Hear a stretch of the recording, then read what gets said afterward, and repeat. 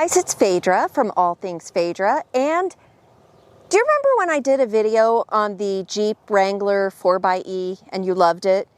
And then, do you remember when I did a video on the Jeep Grand Cherokee L and you loved that? Well, what if the two of them had a baby? That's what this is right here. This is the Jeep Grand Cherokee 4xe. So I looked at this and I said, well, I feel like I've already kind of covered it, but you know, when you put those two together and you look at this baby, it's really something different. So I wanted to show you a little bit about this that I think makes it special. Now this is considered a first look, not a full review. I haven't spent a week driving it, but it's got so many cool little features inside that I thought you'd like to know. Before we do that, I wanted to let you know that this is the same engine as the Jeep Wrangler 4xe. So if you're interested in that and maybe you've driven it and you like the way it drives, you're gonna like the way this drives. What's different is the package that you put around it. And it's really a lot of luxury. And I can't wait to show you. Let's get started. But before we get started, why don't you go ahead and hit the subscribe button so that you can come back for more content just like this. Now, let's take a look. Let's start with those rims. We all agreed that these are some of the best rims that Jeep offers on their vehicles. These are 21-inch wheels, and we go along the side, and I'll show you exactly where you plug in for your 4xe engine. Now, this does actually have 375 horsepower, 470 pound-feet of torque. It's pretty fast. But where you'll really enjoy this is inside. Look at the luxury in here. Okay, ignore all my junk here. We were on a press trip, but nice wood trim and the black lacquer. You'll see a 10-inch screen in the center, but let's start it up.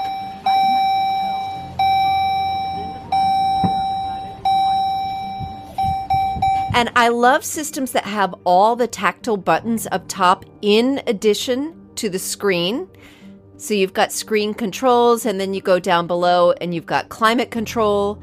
And look at all the tech options right here.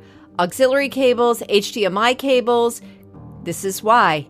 See that passenger screen? Let me show you what happens with that. The passenger has their very own screen. So that's what the HDMI cable is for.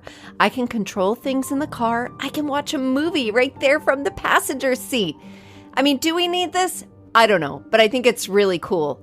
I also love the comfort that's provided by the massage seats. Now, this is a trend I'm starting to see more and more in luxury SUVs, and I gotta be honest, I don't really mind. Now we're also looking at a nice upgrade to the seats. These are Palermo leather seats, quilted seats. And in the back seat, the one thing about SUVs is you can tell it's designed for passengers in the back. Plenty of legroom, all your climate controls here, tons of connectivity in the back, including a power outlet. And the difference between this and the L is that this does not have a third row seat. So what that means is you actually get more dedicated cargo space. And of course, those second row seats do fold flat if you're looking for even more. Underneath this carpeted area, there is a spare included. And there's your charging cord as well. Now let's wrap this up.